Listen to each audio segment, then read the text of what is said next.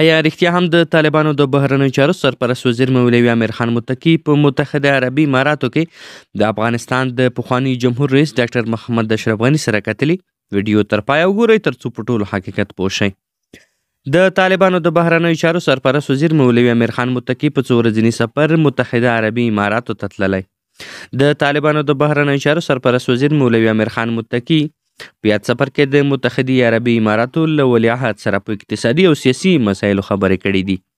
او همداشان امیر خان متقي په عربي متحده اماراتو کې د افغان مهاجرو او مسافرو ته د اسانتیاو په رامنځته کولو هم خبرې کړې دي. همداراز امیر خان متقي او د هند خارجه سکرټرې د سفارتي سیاسي او تجارتي اړیکو پر زیاتوالي هم خبرې کړې دي.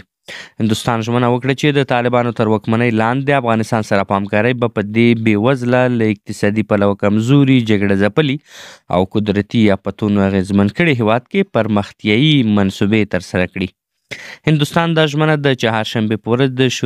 د شروع په ورځ وکړه چې د دې هېواد د بهرنیو چارو سکرټرې وکرم مشري د طالبانو د بهرنیو چارو له وزیر امیر خان متقي سره د متحده عربي اماراتو په دوبۍ ښار کې ولیدل او دواړو دوه اړخیزو تجارتي او سیاسي اړیکو پر پیاوړتیا هم خبرې کړې دي. د هندوستان د بهرنیو چارو وزارت له خپله خارجه سکرټرې سره د متقي تر لیدو وروسته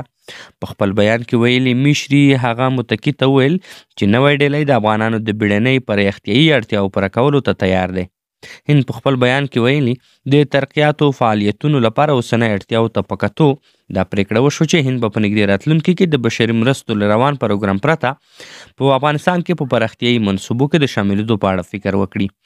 له پخواني ولسمشر اشرف غني سره د لیدنې په اړه بعضو رسنیو خبر ورکړی چې په یاد سفر کې د امیر خان متقي او اشرف غني ترمنځ لیدنه پلان شوې ده خو تر اوسه ترسره شوې نه ده. رسنیو خبر ورکړی چې په یاد لیدنه کې به په افغانستان کې د وروستیو جګړو چې له پاکستان پوځ سره شوي خبرې اترې وشي او همداراز به په افغانستان کې د وروستیو بدلونونو او سیاسي اختلافاتو په تړاو هم بحث وشي.